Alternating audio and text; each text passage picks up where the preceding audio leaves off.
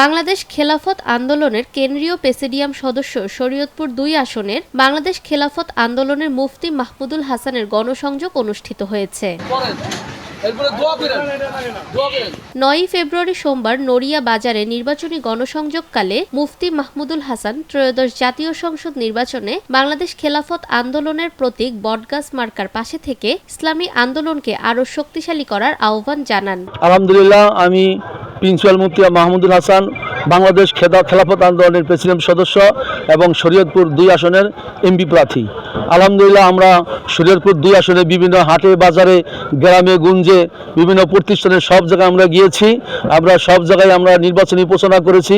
আলহামদুলিল্লাহ, আল্লাহ পাকের দরবারে শুকরিয়া যে আমরা অনেক সাড়া পেয়েছি।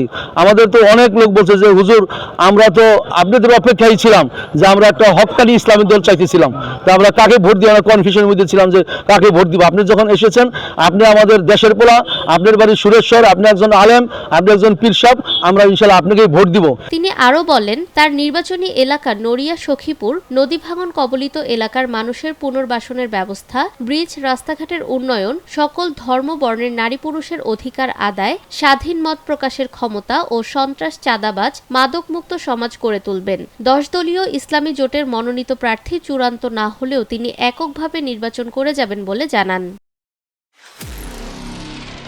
নিরপেক্ষ, সত্য প্রকাশে আপোষহীন।